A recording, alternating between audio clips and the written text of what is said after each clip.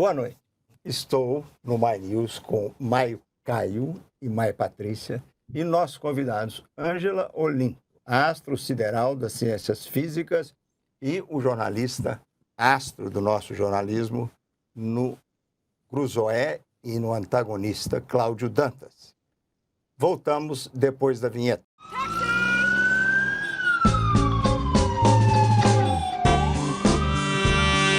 Manhattan Connection, no My News.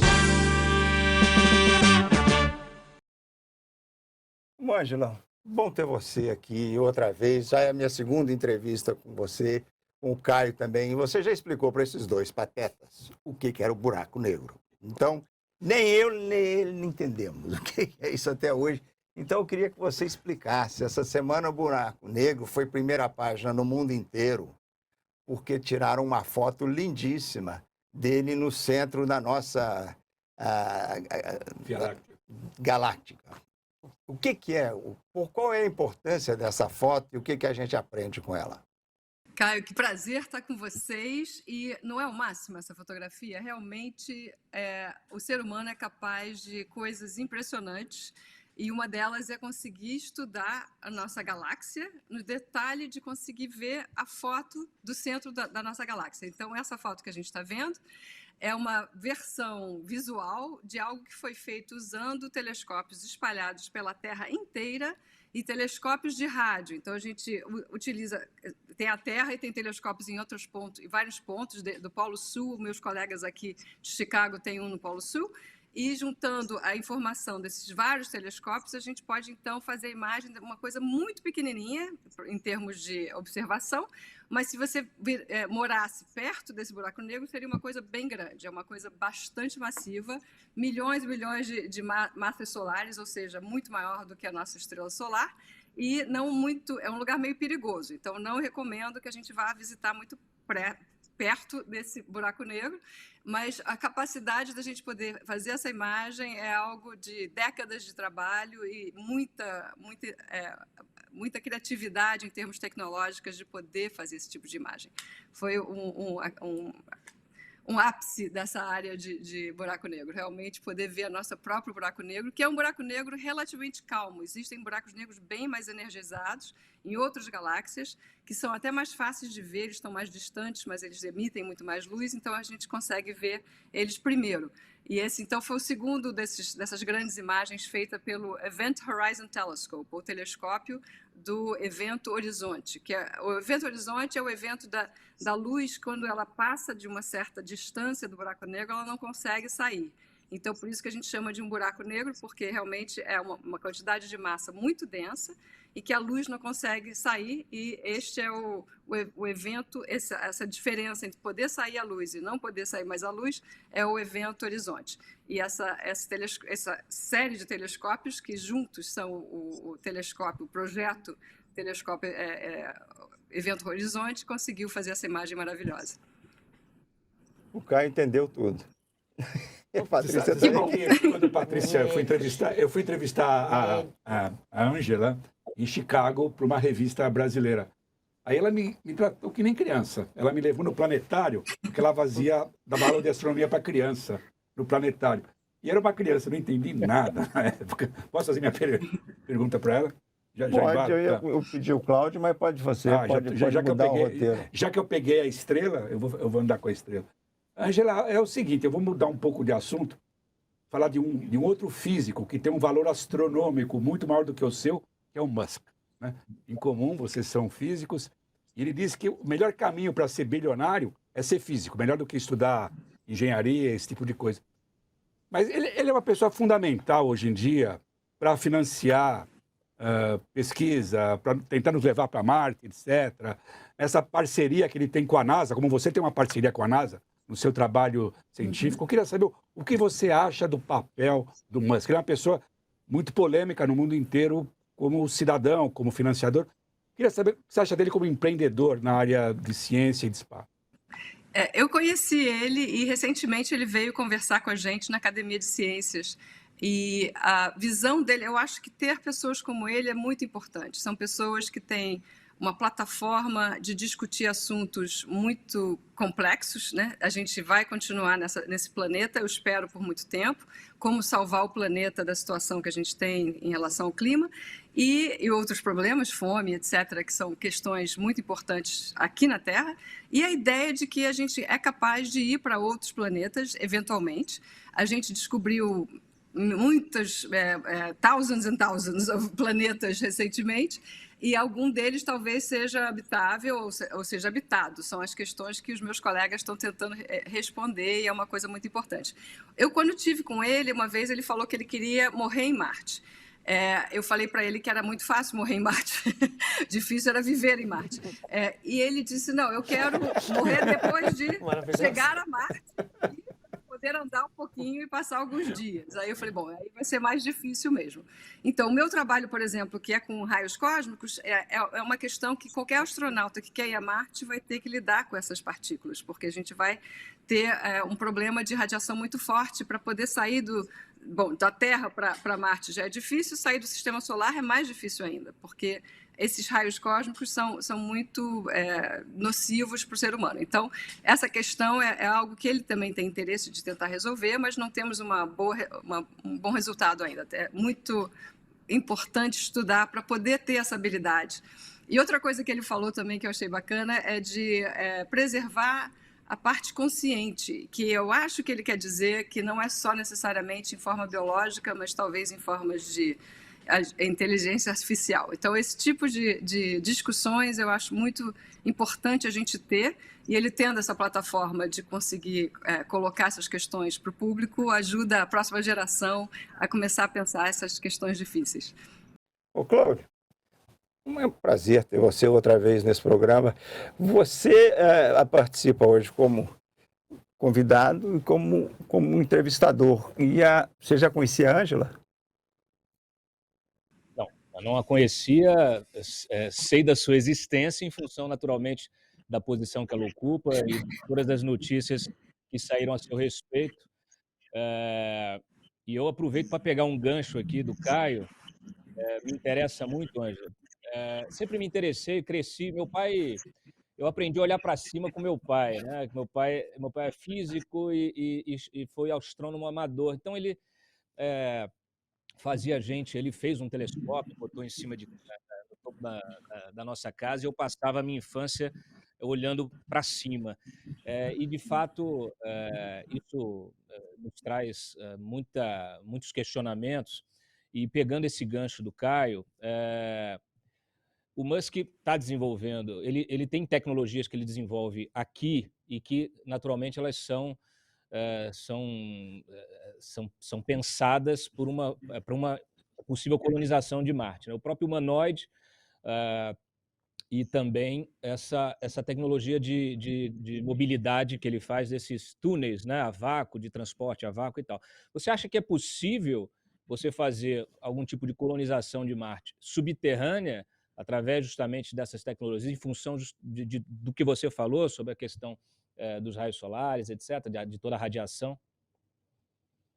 Sim, eu acho que tem que planejar ir para coisas subterrâneas mesmo em Marte, por questões da radiação que eu mencionei antes. Então, por aí tem certamente a possibilidade. Ainda tem um pouco de ficção científica, mas em termos científicos não tem nada que impede que isso possa ser realidade no futuro.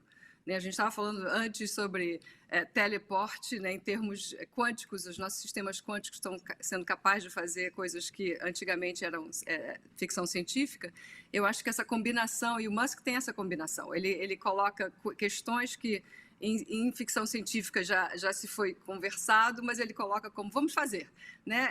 É um desafio a todos, porque ele consegue já fazer um sistema de foguetes que a NASA não tinha feito, de uma forma impressionante, e desafiou a própria NASA e todas as outras companhias de tentar explorar o universo aí fora a fazerem sistemas mais avançados e mais rápidos e mais criativos. Então, ele conseguiu dar uma chacoalhada nessa área e certamente é uma coisa positiva para o futuro da área de exploração e de astronomia e astrofísica.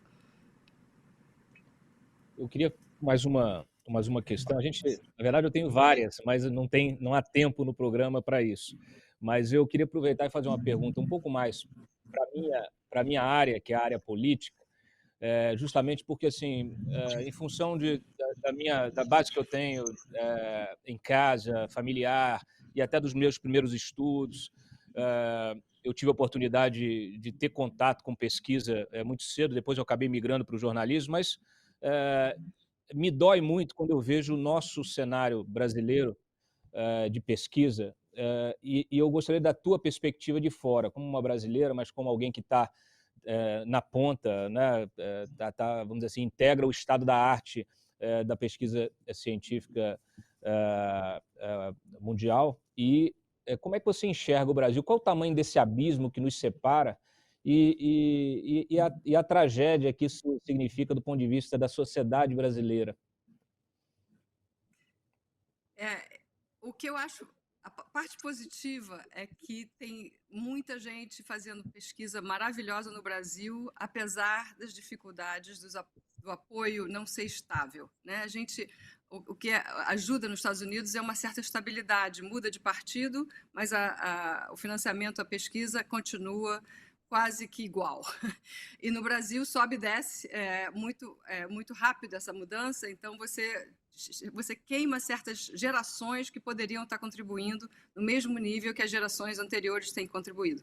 Então, nós temos vários pesquisadores que, apesar das dificuldades, estão fazendo pesquisa de ponta, que continuam colaborando com pessoas feito eu e outras pessoas fora do país, e muita coisa que os brasileiros lideram. Então, isso é uma coisa que tem que ser preservada. Eu espero que a consciência do resto da estrutura política continue apoiando a pesquisa de ponta no Brasil, porque a cabeça tem.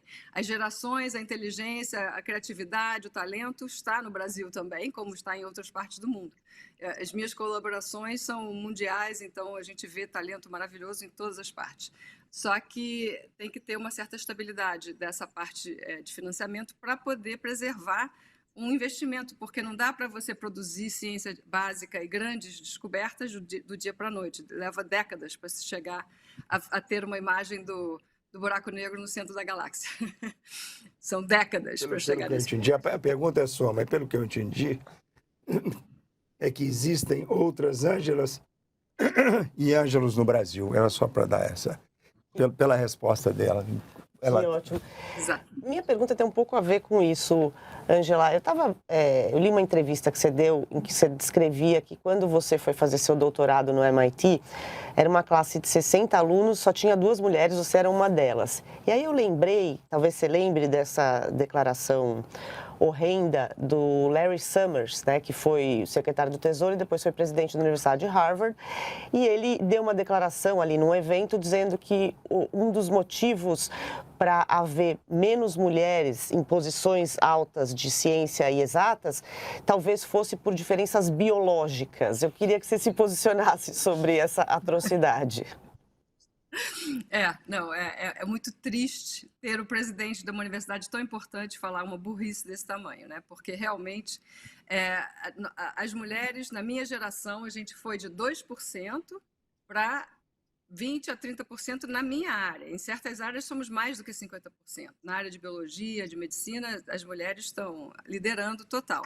E hoje a gente vê que a minha geração eu sou decana das ciências físicas e matemáticas de Chicago, a pessoa que está liderando a astronomia na National Science Foundation é uma mulher, a chefa da Academia de Ciências é uma mulher, e ela começou até a fazer uma certa limpeza de pessoas que foram, de cientistas que cruzaram, digamos assim, o mínimo de respeito em relação às mulheres. Então, a gente está provando fazendo. E é uma revolução a gente não precisa argumentar, a gente faz. Porque ficar só argumentando esse tipo de absurdo é melhor ir trabalhar e fazer ciência bem feita para não precisar ter que ficar discutindo hipotéticos. A gente está provando fazendo, né? O Einstein disse que o tempo é uma ilusão, e um outro cientista disse que é uma ilusão incentivada pela história, e o outro disse que a história é uma ilusão incentivada pelo tempo. Isso faz sentido? Eu sinto.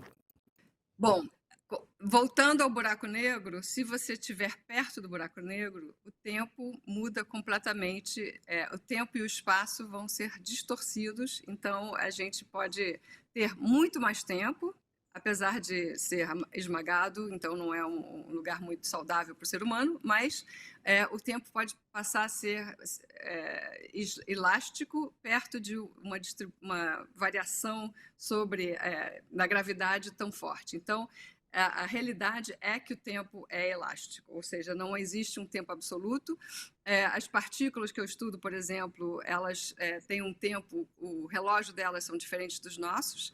Agora, para o ser humano, a gente tem um tempo mais ou menos em comum, né? E a história tem um certo tempo em comum, mas tem também a percepção do tempo, né? Que é uma coisa mais psicológica do que física, mas a parte física certamente é elástica. Olha, nós temos tempo para mais uma pergunta, Caio. Uma pergunta meio de criança. Qual é a tua posição? Você é uma pessoa agnóstica? Você acha que nós vamos encontrar vida por aí? Onde que ela está? Se tem vida fora Ou quem nos fez? da Terra? Você está falando de quem nos criou ou a vida? Bom, vida fora da Terra eu acho que deve ter, se a gente vai conseguir achar, ou seja, se tem perto o suficiente para a gente poder se comunicar, ainda não foi provado que é possível, mas tem muita galáxia, muita estrela, podem ser infinitas galáxias, infinitas estrelas, então não ter nenhuma outra Terra eu acho muito difícil ser o caso. Se a gente tem terras perto o suficiente para a gente poder mandar um text message, receber um text message, ou um TikTok, ou seja, o que for que essa outra turma está usando. Então, isso a gente ainda não conseguiu achar nenhuma outra terra muito óbvia para achar terra, para achar vida. Agora, a questão do que acontece depois que a gente não está mais, eu, como cientista, vou esperar isso acontecer. Exatamente. Estava esperando essa resposta. Você viu hoje no New York Times tem uma matéria. O New York Times hoje tem uma matéria sobre, a gente até falou antes de começar essa entrevista, transporte telequântico. É isso que você transporta informação. Muito bacana, isso. Exato. A gente está desenvolvendo isso. Então, a mecânica quântica ela é muito, muito louca, é uma coisa maravilhosa, impressionante que os seres humanos conseguiram desenvolver a teoria de mecânica quântica, porque ela é muito diferente do nosso mundo clássico. As coisas elas podem estar em dois estados ao mesmo tempo. Eu posso estar aqui, como posso estar em Paris ao mesmo tempo. E isso não existe no nosso dia a dia. Mas os nossos colegas da física quântica estão conseguindo aumentar a capacidade de manter esses estados quânticos, que são estar em duas situações ao mesmo tempo, por muito mais tempo e distâncias. Então, isso vai ser usado tanto para teleportar informação, como para para conseguir fazer segurança em termos de computadores, em termos de transações financeiras. Vão ter várias aplicações no dia a dia e quem conseguir entender essa parte de como utilizar a mecânica quântica em termos macroscópicos, em termos do nosso dia a dia, vai ter uma certa vantagem. Então, nós aqui em Chicago estamos investindo muito nessa área. E é uma coisa realmente fascinante. Olha, muito obrigado. Você tem contatos frequentes com os físicos brasileiros? Há uma troca de ideias e de programas? Eu tenho vários colaboradores no Brasil. A gente conseguiu fazer muitas coisas em conjunto, muito bacana, e continuo com essas colaborações. Eu tive no Brasil recentemente para entrar na Academia Brasileira de Ciências, que é uma honra maravilhosa. Eu entrei como membro estrangeiro por ter feito a carreira aqui fora. E nesse evento, nessa cerimônia, foi interessante a discussão que a gente estava tendo sobre a situação da ciência no Brasil e as dificuldades recentes e questões que, assim, a minha parte da ciência é virada para fora da Terra, mas muitos dos cientistas brasileiros estão muito preocupados com a situação do Brasil e do planeta, né? E um assunto que veio à tona muito forte foi o perigo do mercúrio e da poluição de mercúrio, que seria interessante vocês seguirem essa questão, porque eu acho que é uma coisa muito perigosa para a Amazônia, para o Brasil, e que está ligado a questões de deixar a parte de mineração ilegal continuar. Então, esse tipo de conexão com a situação atual no Brasil é muito importante. Mas, em termos de astrofísica, continuamos fazendo muitos projetos juntos e vários alunos vêm trabalhar aqui e voltam e vêm de novo e vão para outras partes do planeta. Muito forte o Brasil. O Brasil tem perigo do norte ao sul.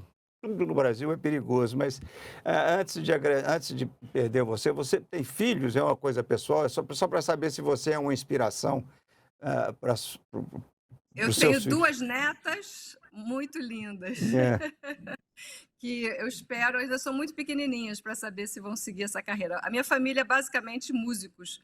O meu marido é o músico, é o Sérgio Assad, Dudu Assad, então só tem músico na família. Que legal. É um grande violonista. Olha aqui, muito obrigado, muito prazer. Obrigada a vocês. Nós vamos para o comercial. Independente do seu partido, a gente informa. Independente da sua posição política, a gente comunica. Independente da sua crença, a gente apresenta os fatos. Independente de quem você deseja que ganhe, a gente noticia. Informação de qualidade custa caro, mas vale muito para o brasileiro. Genial nas eleições. Ô, Cláudio, tanta coisa rolando no Brasil, da maciça corrupção, da troca de cadeiras no Centrão, troca de cadeira na Petrobras, a operação da Penha. Qual foi a maior atração para vocês do Antagonista e Cruzoé?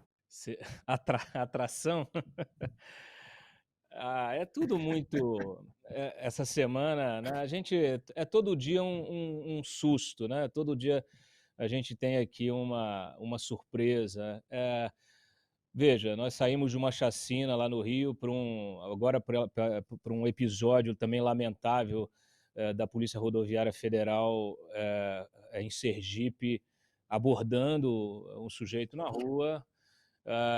E usando da truculência, colocando ele num porta-malas, usando bomba de gás dentro do porta-malas e matando o sujeito. Então, assim, eu acho que o que a gente está vivendo na política, ela se desdobra, toda a truculência que a gente vive, toda a radicalização que a gente vive no ambiente político, no debate político, que hoje ele é quase inexistente, ela se desdobra nas ruas, se desdobra na prática. A gente aqui, Brasília, acaba emanando esse exemplo, e o exemplo é o pior possível. É um exemplo de desgoverno, é um exemplo de barbárie. Então, é lamentável e é desesperador toda essa realidade. Então, a gente fica aqui se questionando qual será a próxima, e sempre tentando manter a indignação aqui ativa para não deixar isso ser normalizado, né? Porque aqui no Brasil a gente vai subindo a régua da selvageria e vai normalizando todo tipo de absurdo. Então, eu acho que essa sucessão de atos bárbaros, eu acho que é o que mais me surpreende ao longo desta semana, e que eu acho que tem a ver com o ambiente político, mas ele se afasta porque vai para o dia a dia, né? Para o dia a dia da pessoa. Negócio de barbaridade, nós temos aqui também de sobra, em especial essa semana, daqui a pouco a gente vai cuidar disso. Deixa a Patrícia agora. Nós estávamos falando do Texas, né? Agora... Sim, não, mas eu acho que a diferença, por exemplo, no Brasil você teve o presidente Jair Bolsonaro comemorando a chacina no Rio de Janeiro, né? Ainda que você não saiba ainda por que essas pessoas foram mortas, ele já comemorando. Então, vai nisso do que o Cláudio falou. É uma naturalização dessa violência, e agora você tem essa história que, literalmente, os policiais fizeram uma câmara de gás com um menino, com um senhor. Minha pergunta, Cláudio, Simone Tebet, qual é a chance de ela conseguir decolar e de existir uma terceira via viável? Dá tempo? Sempre dá, Patrícia. A gente tem um histórico de eleições em que, primeiro que nós temos uma tradição, o eleitor brasileiro, a gente costuma dizer isso sempre, ele decide o voto na véspera.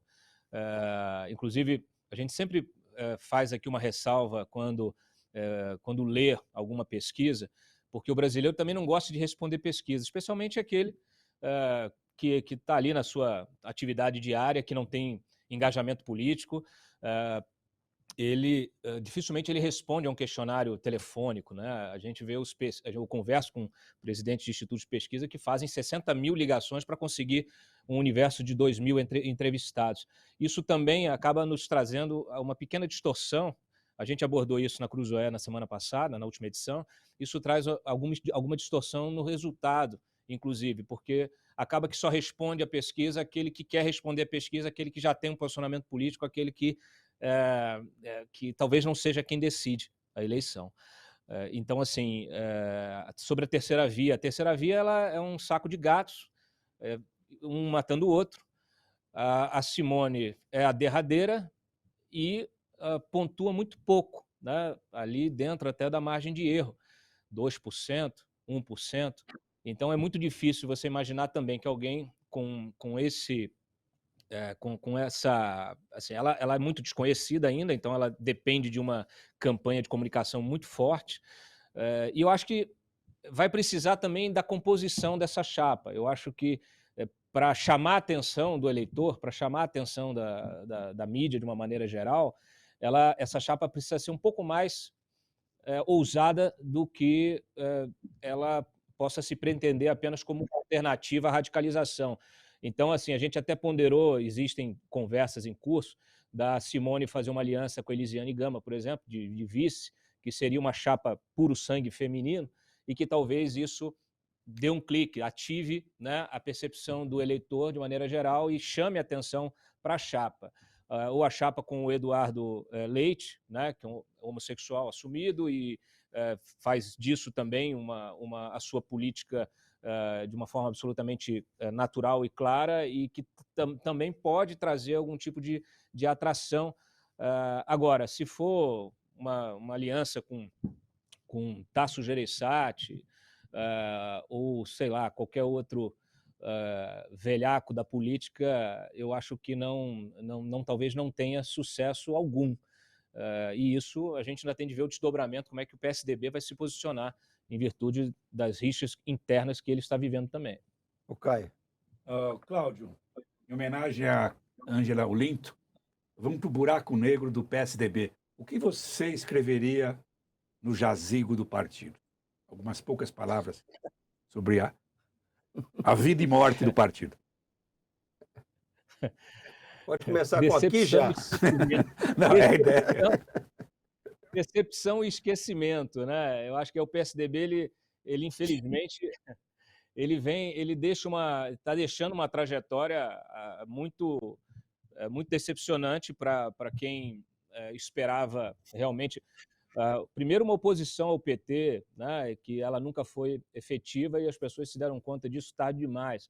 A própria bandeira da social-democracia, ela também foi sendo diluída ao longo da trajetória do partido, que se esfacelou em brigas internas, de vaidades. A última delas é essa que está sendo protagonizada já há pelo menos 2, 3 anos, até mais um pouquinho, entre o Aécio, a turma do Aécio, a turma do Dória, e isso está ajudando a implodir o resto do partido. Infelizmente, se tornou um partido irrelevante, um partido que, para essa eleição, só vai ter candidato de verdade ali para o Legislativo em São Paulo, né? Tem lugares que ele está absolutamente sem candidato, dificilmente vai ampliar sua bancada, é possível que essa bancada se reduza, não vai eleger ninguém, não deve eleger governador, dificilmente aí o Rodrigo Garcia vai conseguir avançar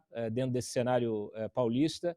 Então, está caminhando para virar um partido ainda mais nanico do que se tornou do ponto de vista político e moral, né? Então, é isso, decepção e esquecimento. Outra semana passada, aqui, vamos do partido já morto lá para o partido da morte aqui, que é o partido das armas. Semana passada você falou sobre Búfalo, aquele massacre num supermercado.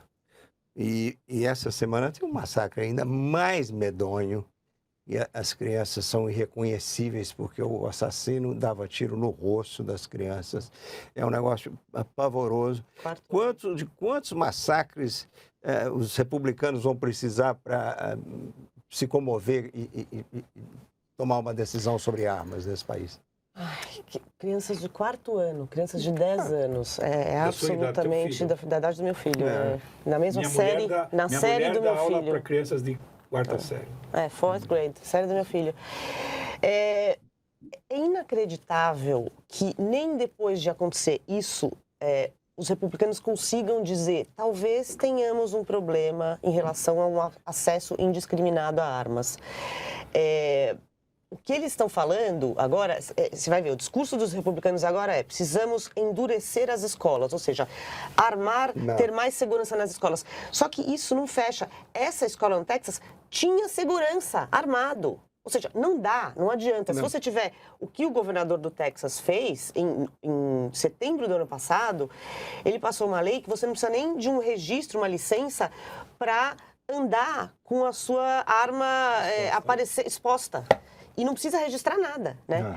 E coisa assim, é um nível de medo de enfrentar o lobby das armas, o NRA, né?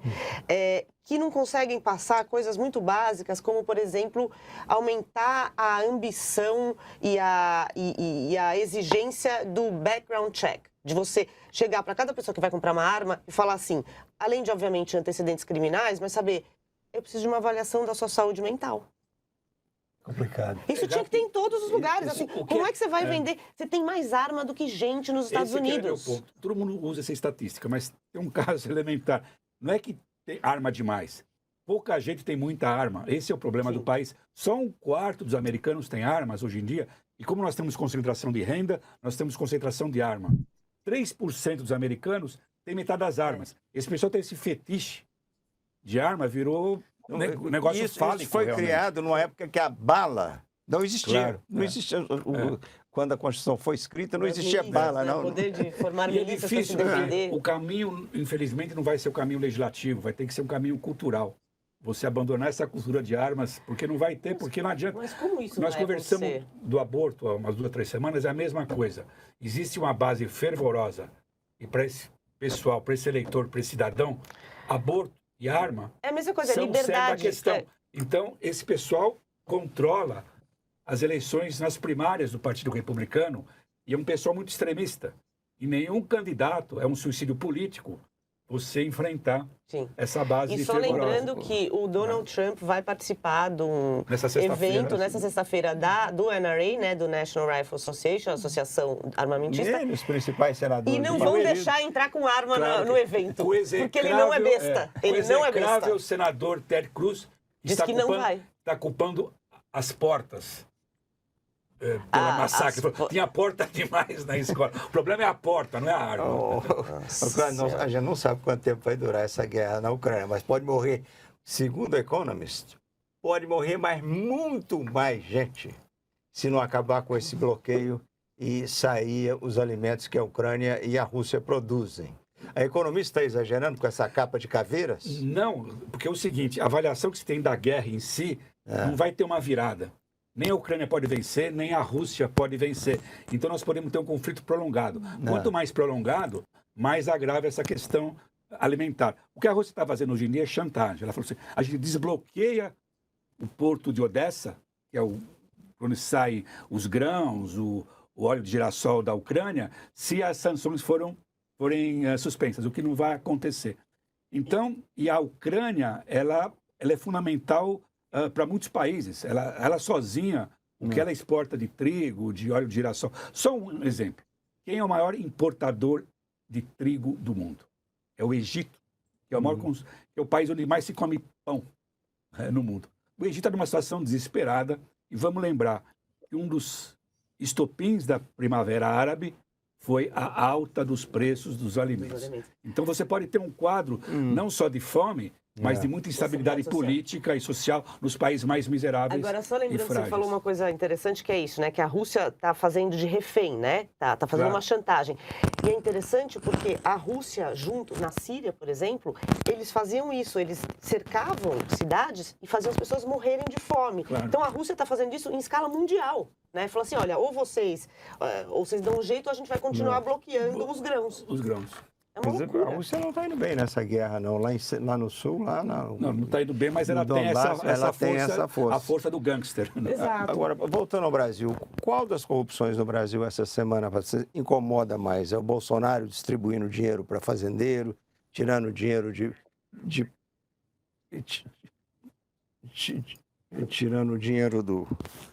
tirando dinheiro para comprar trator. Há tanta corrupção no Brasil e parece que isso deixou de ser problema, ou não? O negócio está ficando tão surreal que, assim, essa semana você teve esses 2 escândalos, né? Um de que tiraram dinheiro que deveria ser para ajudar comunidades afetadas pela Covid para dar trator. Em uns lugares ganhando assim, 1, 2, 3 tratores, uma coisa completamente sem... Antes você já tinha esse negócio, o trator virou um símbolo, né? Na história das emendas de relator, que são basicamente um mensalão, versão 2022, você já tinha uma distribuição aí de trator sem saber exatamente quem tinha pedido o trator para qual cidade, etc. Agora você tem isso vindo do governo federal, do orçamento do governo federal. Os caminhões de lixo estão E nessa os história caminhões- também? Não, os caminhões de lixo vêm de uma outra verba do Ministério da Cidadania, se eu não me engano, e tem cidade de 8 mil habitantes ganhando 3 caminhões de lixo. Enquanto que outras, com muito mais gente, não ganham. Que custam 3 vezes mais do que o valor deles. Isso, com a diferença de 100 mil reais entre um e outro. Não, tão... Agora, outro dia eu vi um negócio que eu acho que para mim resume muito bem isso. A gente teve a história um tempinho atrás, também outro escândalo, dos kits de robótica, né? Não sei quantos milhões, mais de 200 milhões, dando kit de robótica para escolas que não tinham nem água, nem conexão à internet. O novo ministro da Educação, a resposta que ele deu, falaram assim, olha, mas não é um absurdo? Ele falou assim, mas a gente vai ter que ficar esperando as escolas terem tudo até poder dar os kits de robótica? Ou seja, para ele não enxerga que você gastar 200 milhões no kit de robótica num lugar onde não tem internet e não tem privada, é ok. É tudo tão desavergonhado. Termina falando sobre Davos. Os milionários vão dar dinheiro para os pobres no Brasil? Pô, Davos tem uma discussão importante e séria sobre o que o Caio estava dizendo, né, que é essa ameaça de fome e de inflação. A inflação é uma ameaça muito grande em muitos lugares do mundo. Só que no momento que se a gente pensar em Davos, o jeito que está Davos, completamente dividido, você não tem assim, a China não está fazendo menor presença lá, a Rússia foi vetada, todas as presenças russas, então você tem ali... países da União Europeia, Estados Unidos. É um mundo totalmente fragmentado. Como é que você faz iniciativas globais para combater a fome, por exemplo, com uma estrutura assim? E Davos está preocupada, Davos é contra, Davos não quer uma nova guerra fria ou direta entre Estados Unidos e China. Esse é o problema de Davos. Davos quer que a globalização continue. Sim, e não os blocos. Aliás, o homem de Davos é o símbolo, né, da globalização, que para eles vão querer que se mantenha essa integração comercial de todo mundo. Então, de fato, essa guerra fria nova acaba mau com negócio. tudo.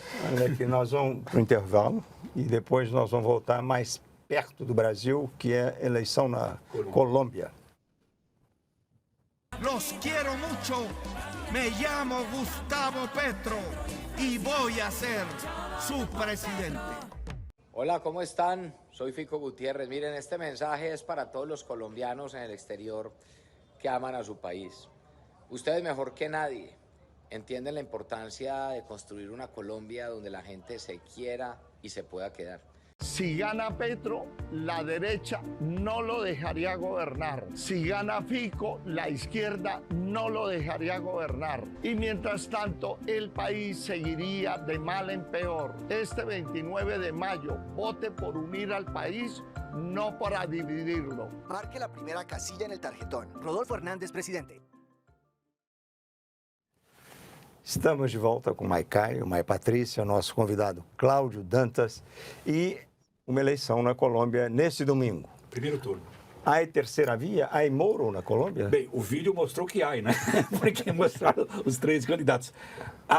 A terceira via deu certo na Colômbia, meio acidental. Foi uma surpresa na reta final. Nós temos o Gustavo Petro, que quer fazer história como o primeiro candidato de esquerda a ganhar a eleição. Ele não vai ganhar no primeiro turno, segundo turno é em junho. Ele foi do M19, foi prefeito de Bogotá. É uma esquerda não maluca, uma esquerda normal, do establishment. Tem a direita tradicional, que é o continuismo, com o Gutiérrez, no lugar do Ivan Duque, que é o presidente. É o establishment, esquerda contra a direita. Aí surgiu o Rodolfo Hernández. Essa é a terceira via que deu certo. Ele é o Moro, tem um negócio do Moro, porque ele tem uma bandeira de luta contra a corrupção. Mas aí começa a complicar. Ele já foi acusado de corrupção, quando ele foi prefeito. Aí ele lembra quem? Trump. Ele é o outsider, porque ele é um cara muito rico que ganhou dinheiro com construção civil.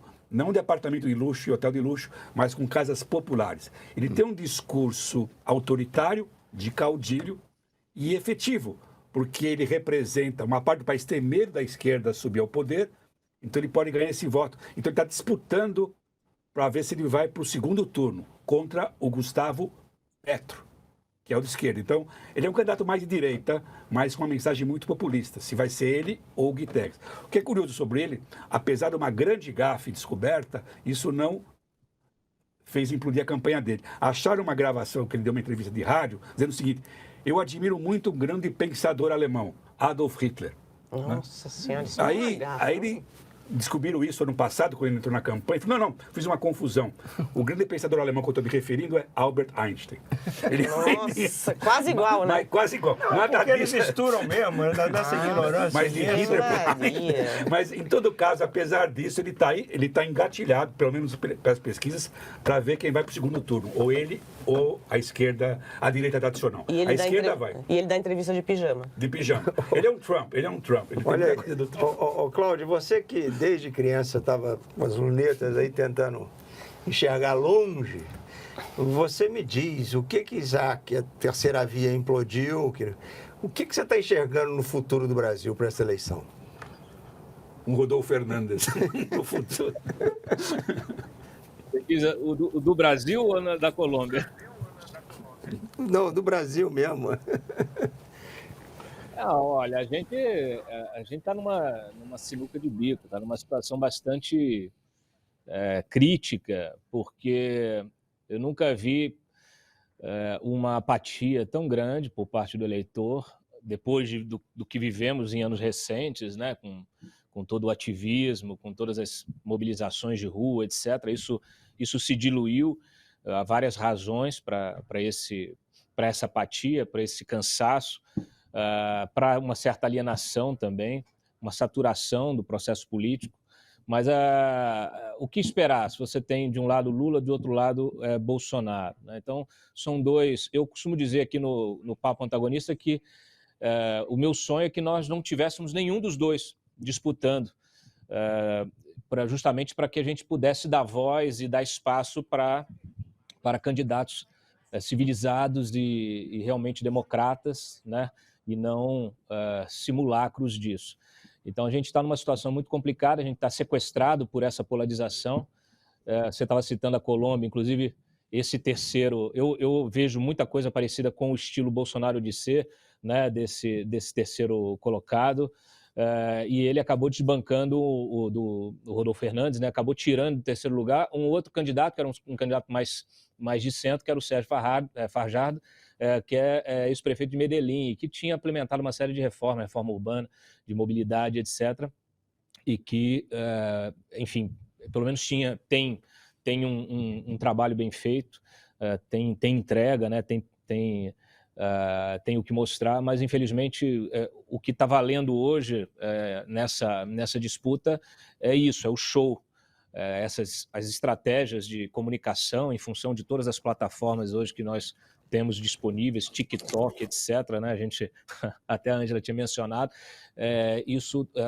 o nosso eleitorado emburreceu e apesar de toda a discussão política presente diariamente, né, parece que o nosso eleitorado emburreceu e acaba que quem consegue se comunicar melhor através dessas plataformas que atrai a atenção, atrai o voto. E essa comunicação não quer dizer que seja uma comunicação mais bem feita, nem nada. É uma comunicação que viralize e que normalmente ela é feita baseada em sensacionalismo, baseada em discussões, né, em posts que têm o objetivo de mexer com as suas crenças, né, que muitas vezes mexem com o medo.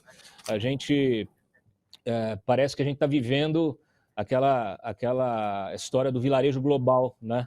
Porque hoje a nossa sociedade está, apesar de toda a democratização da informação, ela parece vivendo como um vilarejo da Idade Média baseado em crenças, né, na história oral, que circula através desses aplicativos, WhatsApp, Telegram, e não importam os fatos, né? O que importa é a história que é repassada de boca em boca, de celular em celular, e tudo explorando as crenças de cada um, né? Então, é meio contraditório, é um desafio, e eu não vejo nenhuma perspectiva positiva para o Brasil. Eu já sou um pessimista, um cético e quase um pessimista. Não sou tão pessimista como o Mário Sabino, mas sou um cético.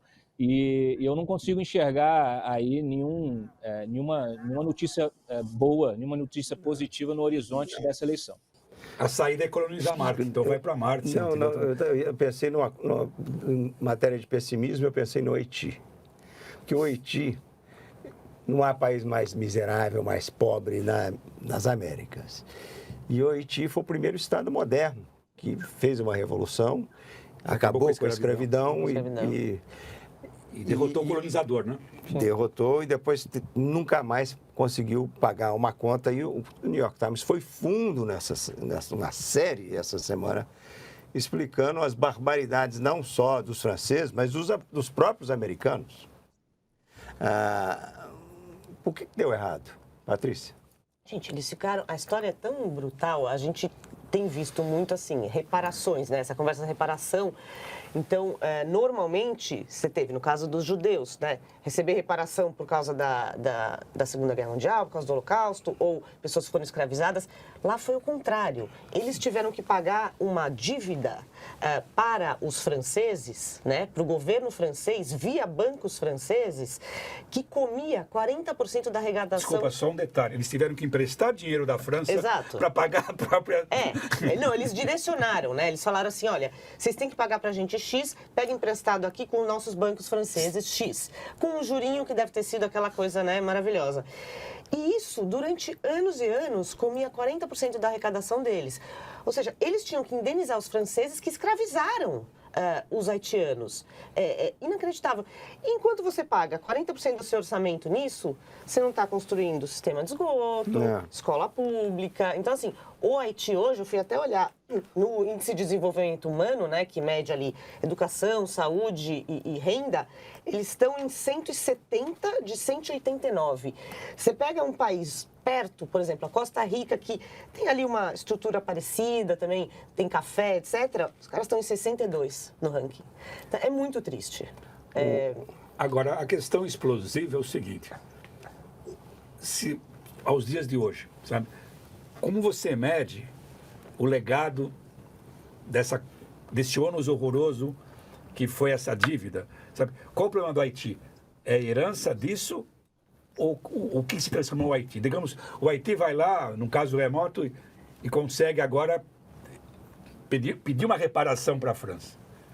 Vai resolver o problema do Haiti com o tipo de sistema político que Haiti tem? Mas não importa isso. Não. Mas acho que não importa, porque né? Se você olha o precedente agora de países que foram colonizados, fazer a mesma coisa. Né? Assim, você pediu indenização para quem te colonizou. Mas se vai resolver ou não importa. É que nem a história dos judeus, né? Eles devem isso a eles devem fazer.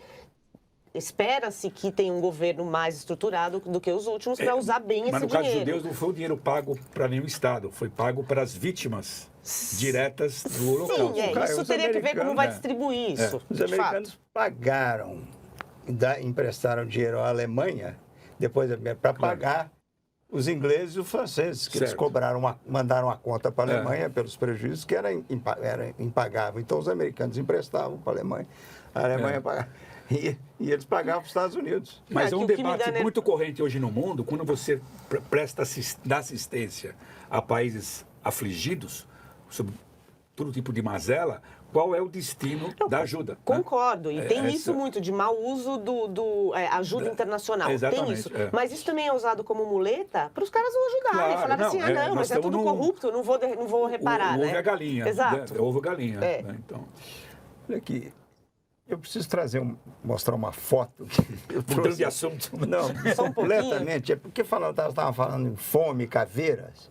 A Bulgária, que é o país mais pobre do Haiti para a Bulgária, há uma certa distância, mas é o país mais pobre corrupto da União Europeia, o que fez mais caveiras, talvez, durante o comunismo, não, sem contar o Estado. Mas ele matou milhões com repressão, de fome. E existe um monumento que eles chamam de Capela Sistina do Socialismo, que é um monumento imenso. Só o nome já é uma excrescência. Já é uma excrescência. E é um debate que lá está lá. Lá em cima tem um buraco negro. Uma estrela vermelha, né? Que podia ser um buraco negro, mas é a estrela mais alta do mundo. A Ângela inspirou esse programa, Ângela. Não, e parece um disco voador. O monumento em si parece um disco voador. Os búlgaros a discussão lá é o seguinte, não, vamos preservar isso aqui, porque é um monumento à nossa burrice. Só não, deixa o monumento apodrecer e apagar a nossa burrice. Então o país deve guardar, manter monumentos aos próprios erros? É um debate que nós temos no mundo inteiro. Você tem que manter a estátua do General Lee, dos confederados aqui, ou gente que quer derrubar a estátua do Churchill em Londres, porque o Churchill também foi um colonizador. Ele salvou o mundo. Sabe, tem um debate... Você não destrói, você pode usar de forma educacional para mostrar os erros da história, ou você coloca num certo lugar. Eu não acho que não precisa destruir esse lugar, porque é muito mais complicado se você mora no centro de uma cidade sul-americana e você é negro, e você passa pela praça e vê o General Lee, é uma ofensa para você. Isso pelo menos não é um cara que... Uma estátua, você está na Ucrânia e passa pela estátua do Lenin, sabe? Aí você entende por que derrubaram a estátua do Lenin, porque está no centro da cidade. Nesse caso, menos. Está lá no fim do mundo, na montanha. O problema é a grana. Gastar dinheiro para você restaurar. Mas é uma atração turística. É uma atração turística. É o disco voador da Bulgária. Então você vai lá. Então, mas também não é em homenagem específica a um líder que foi responsável por... Mas é responsável é um sistema. É um sistema, né? É um sistema todo. Patrícia, você acha que o Biden cometeu uma gafe sobre a China quando ele disse que os Estados Unidos vão defender Taiwan? Então, eu não sei se... A gente tem que lembrar que a gente normalizou o Biden na campanha de 2020, porque afinal era ele contra o Trump, então, nossa, ele ficou maravilhoso. Mas a vida inteira dele, ele deu gafe, né? Assim, eu lembro uma horrorosa, que era num comício que tinha eu não sei se era um legislador que era deficiente, e ele falava pro cara, não, levanta, vem aqui. Uma coisa horrorosa, assim, ele sempre dava gafe muito ruim. Ele deu essa agora, né, de Taiwan, e antes ele deu a de que ele falou que... assim, em outras palavras, queria mudança de regime na Rússia, né? Que não bastava ali ajudar a Ucrânia. Agora, é gafe ou ele funciona assim?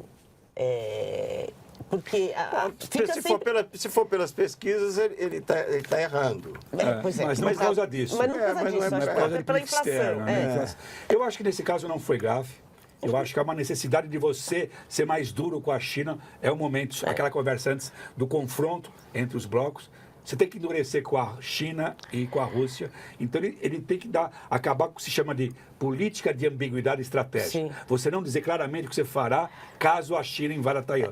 Então, o problema é que ele não combina com a equipe, né? A equipe fica ali depois falando que ele não disse o que ele disse, né? Aí você tem que passar o pano, limpar a gafe, mas no fundo acaba sendo ambíguo, que é interessante para ele, que deixa no ar uma coisa meio confusa. Olha aqui, o prefeito de Nova York está em apuros porque a cidade está tendo crimes estranhíssimos no metrô. Nossa. E fora do metrô também, mas esse do metrô, esse último, um camarada está sentado e entra um sujeito armado, dá um tiro à toa, não houve conversa, não houve provocação e vai embora. Então, quer dizer, o passageiro do metrô cada vez tem menos passageiros, né? Agora, o Eric Adams diz que se o Biden não for candidato, e se ele resolver o problema do crime em Nova York, que hoje é um símbolo do problema americano, ele vai ser candidato à presidência. Você acha que o Adams tem chance? Nenhuma. Porque Fora que falta muito, o cara acabou de assumir, né? Nossa. Olha, nós vamos ter o equivalente a tem 3 seleções aí, 3 times de gente que vai querer pegar o lugar do Biden. E não tem nenhum nome de ponta hoje em dia. Aí quando você vê essas coisas do Bolsonaro em 2018, na Colômbia agora, você vê como tem espaço na reta sempre final, na reta para um outsider, sabe? Um cara que... Você imagina, você tinha aqueles 20 candidatos disputando com o Biden e no fim o pessoal foi atrás do velhinho, não sei o quê. Então, Cláudio, que a gente está muito tempo distante. Cláudio, o crime no Brasil é um horror. A gente acabou de falar o crime da polícia, o crime de miliciano, o crime de... por que o crime não está entre os primeiros itens dos candidatos dizendo eu vou resolver, vou acabar com o crime no Brasil? Por que não aparece? E que foi Bolsonaro em 2018. Tem eles falando que vão acabar com os bandidos. Ele administra... Desculpa, o Bolsonaro, milícias. o Bolsonaro falando, vamos matar todo mundo. É que nem a piada do Milor Fernandes sobre o Stalin. Como que você acaba com a miséria? Você mata os pobres. Ô, Cláudio, É para você responder. está aí ainda, Tona? Por Por que o crime para não é responder. Eu acho que a campanha do Bolsonaro contra o crime está na rua, né? É isso. Olha, Chacina a gente não tem... A favor do crime. Exatamente. A gente não tem... Bom, vamos lá. Os partidos seguiam por pesquisa. E as pesquisas, elas trazem a preocupação mais urgente, as qualitativas, que tem a ver com a economia, com inflação, com desemprego. Esses são os temas que estão no topo das preocupações do eleitor no Brasil hoje. Então, assim como a corrupção já teve, né, lá em 2018, hoje são 3, 4 temas relacionados à inflação, à economia.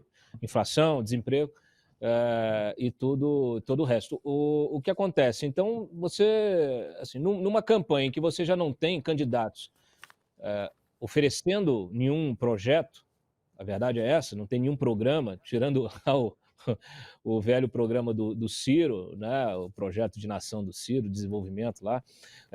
Na verdade, nem Lula nem Bolsonaro apresentam nenhuma proposta concreta. O Lula, na entrevista que ele deu para o The Economist, ele falou que só ia explicar o que ele ia fazer depois. E aí você vê, a gente que está aqui no bastidor diário, a gente percebe claramente a campanha do Bolsonaro ela em conexão com a campanha do Lula, no sentido de, olha, você fez um gesto para o agro, você reuniu os fazendeiros, os ruralistas, eles já estão doando para você, então, peraí, deixa eu correr atrás também. Então, esta semana, por exemplo, é isso que está acontecendo. O Bolsonaro vem fazendo esses gestos, essas reuniões e visitas e conversas de doações, etc. e tal, botou a Tereza Cristina, ela foi reabilitada, inclusive como possível candidata a vice na chapa dele, e ele direcionou muito o discurso para o agro, que é um dos setores que continuou naturalmente se desenvolvendo aí nesses últimos anos, apesar de tudo, e em função do câmbio, em função de uma série de outras questões, mas ele fez todo esse gesto aí, adotou o discurso. E aí o que você tem na sequência é a campanha do Lula se organizando para que o Lula converse com o agro também. Então, é uma coisa absolutamente insana, né? Você não tem ninguém que traga realmente um plano de Estado. A gente conversou aí com com uma cientista, né, e que tocou nesse ponto no início do programa, sobre a falta de políticas de Estado. Você tem políticas de governo que são abandonadas, são retomadas a cada governo, a cada 4 anos, e isso só impede que esses setores de base, né, de desenvolvimento, de base de conhecimento, se desenvolvam. Então, é muito sintomático. Isso tem a ver com a própria dinâmica da política brasileira, sequestrada pelas redes sociais, do próprio jornalismo brasileiro, que também, hoje, 70% do jornalismo está dedicado a acompanhar a rede social e o que cada candidato fala na rede social, o que cada político fala na rede social. Então, é um desespero você ter um abandono da cobertura também de políticas públicas, ou uma restrição muito maior da imprensa a esses temas que realmente interessam. Por quê? Porque não dão audiência. Então, assim, está todo mundo muito na febre aí do Twitter, do TikTok, e dificilmente você consegue aprofundar o debate e oferecer soluções. E não existem soluções simples para problemas complexos, né? A gente já sabe disso. E o Brasil, o que mais tem é problema, né? Então, realmente muito, nesse sentido, é complicado.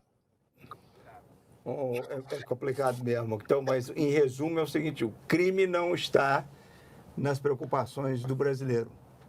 É uma coisa incrível. Tanta gente saindo do Brasil. O crime aqui compensa, Lucas. Aqui o crime compensa. Acha que o Brasil não é um país... Aqui, na verdade, o crime é o Bolsonaro.